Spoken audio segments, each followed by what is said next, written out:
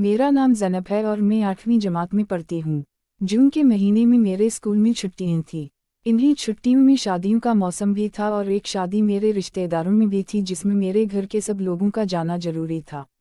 मेरे घर वाले जाने के लिए तैयार थे, लेकिन सबसे बड़ा मसला यह था कि घर में आखिर कौन रहेगा और घर की देखभाल कौन करेगा, क्योंकि घर बंद करके शादी में जाने से घर में चोरी होने का डर था। इसलिए सबका साथ जाना मुमकिन नहीं हो रहा था। सबने मिलकर फैसला किया कि मैं घर पर ही रहूंगी। मैं भी शादी में जाना चाहती थी, लेकिन फिर घर पर कौन रहता। बस यही सोचकर मैं नहीं गई और घर पर ही रह गई। लेकिन अब्बू मुझे घर पर अकेले छोड़कर कैसे जा सकते थे। अगर कोई डाकू आ जाए तो मैं अकेले क्या कर पाऊंगी। अब्बू ने यह सब सोचा और फिर उन्होंने अपने सबसे खास और भरोसेमंद आदमी को फ़ोन किया और कहने लगे, हमजा एक काम है, 2-4 दिन के लिए हम एक शादी में जा रहे हैं और घर में मेरी बेटी अकेले है। एक लड़की का अकेला रहना ठीक नहीं। अगर तुम्हें कोई परेशानी ना हो तो क्या तुम कुछ दिनों के लिए मेरी बेटी के साथ रह सकते हो। हमजा मेरे चाचा थे। चाचा ने कहा, इसमें परेशानी वाली कौन सी बात है। जैसे मैं यहाँ से अपने काम पर जाता हूँ वैसे ही वहाँ से चला जाया करूँगा।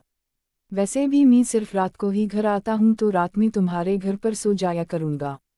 4 रात को हमारे घर पर सोने के लिए तैयार हो गए और उन्होंने अब्बू से कहा, अब फिक्र ना करें, मैं हूँ तो कोई परेशानी नहीं होगी। चाचा की शादी 2 साल पहले हो चुकी थी। अब्बू और अम्मा नहा धोकर तैयार हो गए और शाम को निकल गए। इसके बाद जब चाय आ रहे थे तो उन्होंने मुझे फ़ोन किया और पूछा, खाने में क्या खाओगी। मैंने कहा, चा पालक की सब्जी ले आना, क्योंकि मुझे पालक की सब्जी बहुत पसंद थी और मैंने रोटी और चावल बना लिए थे। शाम को जब चाय आए तो वह पालक की सब्जी भी लेकर आए। चाय आकर बहुत थक गए थे और कहने लगे, ज़ैनब तुम खाना लगा दो, मैं हाथ मना डोका आ रहा हूँ। इससे पहले भी चाय हमारे घर आ चुके थे, इसलिए हम थोड़े फ्रेंडली थे। चाय हाथ मना धोकर आए और हमने साथ बैठकर खाना खाया और बातें करने लगे। तो चाचा मुझसे कहने लगे, ज़ैनब तुम पहले से भी ज़्यादा खूबसूरत हो गई हो। तुम्हें देखकर तो मुझे अपने कॉलेज के दिन याद आ गए जब मेरी गर्लफ्रेंड थी। मेरी गर्लफ्रेंड बहुत खूबसूरत थी। मेरे क्लास के सब लड़के उस पर मरते थे, लेकिन वो मुझ पर फिदा थी। चा की बातें सुनकर मैं हंस पड़ी और कहने लगी, चाचा आप तो अब भी बहुत हैंडसम हो, आपकी अब भी गर्लफ्रेंड होगी। तो चाचा ने कहा, नहीं बार ज़ैनब, जब से मेरी शादी होती है मैं तो एक लोहे है संभाल पा रहा। इतना कर चा मुस्कुराने लगे। उनकी बातें सुनकर मैं भी हंसती और मैंने चा से पूछा, चाचा दूध पियोगे।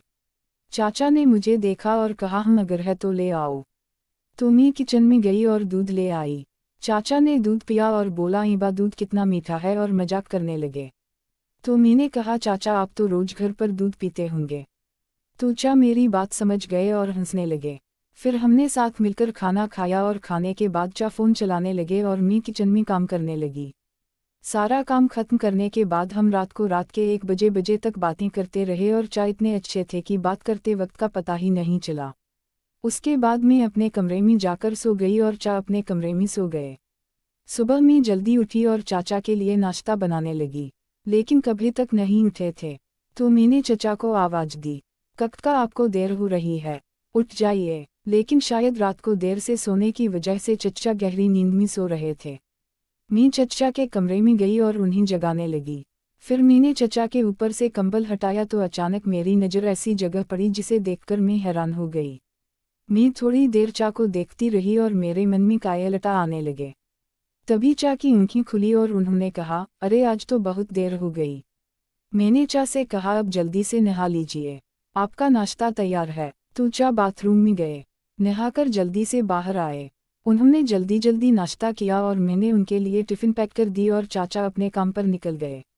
उसके बाद मैं घर की सफाई करने लगी और जल्दी सफाई करके मैं नहाने चली गई। नहाकर तैयार हुई, नाश्ता किया और कुछ देर आराम किया। क्योंकि आज घर में कोई नहीं था तो पूरा घर सन्नाटे में था। बिल्कुल अच्छा नहीं लग रहा था। समझ में नहीं आ रहा था कि क्या करूं।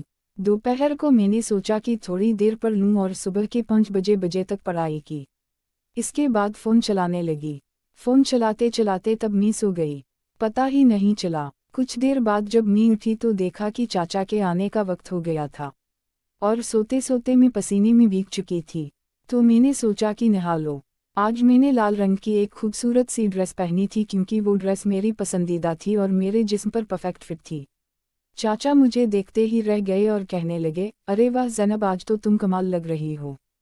तुम्हें देखकर मुझे जवानी के दिन याद आ गए। मैंने महसूस किया कि चाचा मुझे एक अलग ही नज़र से देख रहे थे। तो अचानक मेरी नज़र फिर से उस जगह गई जिसे देखकर मैं हैरान हो गई थी। लेकिन शाह ने उसे बैग के पीछे छुपा लिया था। चाचा मेरी तरफ देख रहे थे। मुझे बहुत अच्छा लग रहा था। मेरा दिल चाह रहा था कि चाचा मुझे अपनी बाहों में भर ले। चाचा की तारीफ सुनकर मैं अंदर ही अंदर खुश होने लगी। लेकिन मैं फिर भी शर्माती रही क्योंकि वह मेरे चाचा थे।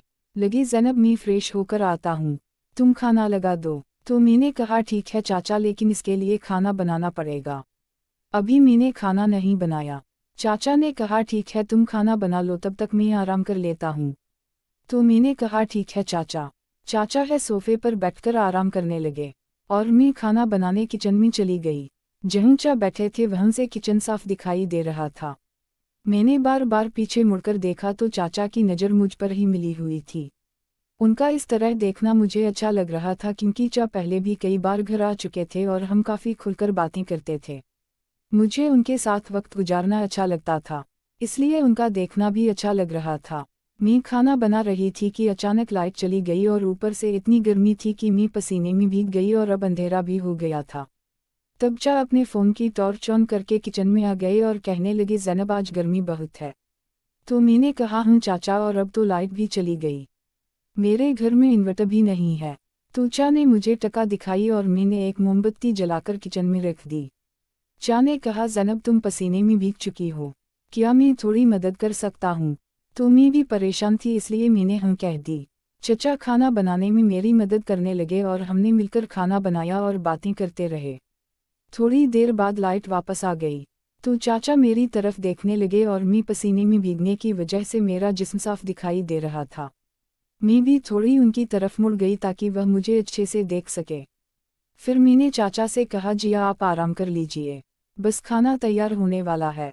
तो चाचा ने मेरी तरफ पंखा मोड़ दिया और आराम करने लगे। कुछ देर बाद खाना तैयार हो गया और किचन में काम करने के बाद मैंने सोचा कि क्यों ना आला। चाचा सोफे पर बैठे अपना काम कर रहे थे तो मैंने चाचा से कहा, चाचा मैं नहाने जा रही हूँ। चाचा ने कहा ठीक है। मैंने नहाकर एक फ्रॉक पहन लिया जो चाचा ने ही मुझे बर्थडे पर गिफ्ट की थी। जब मैं इस ड्रेस में वापस आई तो चाचा की आंखें खुली की खुली रह गई। चाचा मुझे देखकर खुश हो गए और कहने लगे, यह तो वही ड्रेस है ना जो मैंने तुम्हें बर्थडे पर दी थी। मैंने कहा हूँ चाचा, आपकी दी हुई ड्रेस मुझे बहुत पसंद आई। तो चाचा ने कहा, तुम इस ड्रेस में वाकई बहुत खूबसूरत लग रही हो। दिल नहीं करता कि तुमसे नज़र हटम, दिल करता है कि तुम्हें इसी तरह देखता रहूं। तो उनकी बात सुनकर मैंने सामका सर झुका लिया। फिर हमने मिलकर खाना खाया और बातें की और किचन का काम खत्म करके मैं चाचा के कमरे में उनसे बातें करने चली गई। कुछ देर बाद बातें करते करते अचानक चाचा जोर से बोले, मेरे घर में इन्वर्टर भी नहीं है। तो चाचा ने मुझे टका दिखाई और मैंने एक मोमबत्ती जलाकर किचन में रख दी। चाचा ने कहा, ज़ैनब तुम पसीने में भीग चुकी हो, क्या मैं थोड़ी मदद कर सकता हूँ? तो मैं भी परेशान थी इसलिए मैंने हाँ कह दी। चचा खाना बनाने में मेरी मदद करने लगे और हमने मिलकर खाना बनाया और बातें करते रहे। थोड़ी देर बाद लाइट वापस आ गई। तो चाचा मेरी तरफ देखने लगे और मैं पसीने में भीगने की वजह से मेरा जिस्म साफ दिखाई दे रहा था। मैं भी थोड़ी उनकी तरफ मुड़ गई ताकि वह मुझे अच्छे से देख सके। फिर मैंने चाचा से कहा, जी आप आराम कर लीजिए, बस खाना तैयार होने वाला है। तो चाचा ने मेरी तरफ पंखा मोड़ दिया और आराम करने लगे। कुछ देर बाद खाना तैयार हो गया और किचन में काम करने के बाद मैंने सोचा कि क्यों ना आला। चाचा सोफे पर बैठे अपना काम कर रहे थे तो मैंने चाचा से कहा, चाचा मैं नहाने जा रही हूँ। चाचा ने कहा ठीक है। मैंने नहाकर एक फ्रॉक पहन लिया जो चाचा ने ही मुझे बर्थडे पर गिफ्ट की थी। जब मैं इस ड्रेस में वापस आई तो चाचा की आंखें खुली की खुली रह गई। चाचा मुझे देखकर खुश हो गए और कहने लगे, यह तो वही ड्रेस है ना जो मैंने तुम्हें बर्थडे पर दी थी। मैंने कहा हूँ चाचा, आपकी दी हुई ड्रेस मुझे बहुत पसंद आई। तो चाचा ने कहा, तुम इस ड्रेस में वाकई बहुत खूबसूरत लग रही हो, दिल नहीं करता कि तुमसे नज़र हटम, दिल करता है कि तुम्हें इसी तरह देखता रहूं। तो उनकी बात सुनकर मैंने सामका सर झुका लिया। फिर हमने मिलकर खाना खाया और बातें की और किचन का काम खत्म करके मैं चाचा के कमरे में उनसे बातें करने चली गई। कुछ देर बाद बातें करते करते अचानक चाचा जोर से बोले,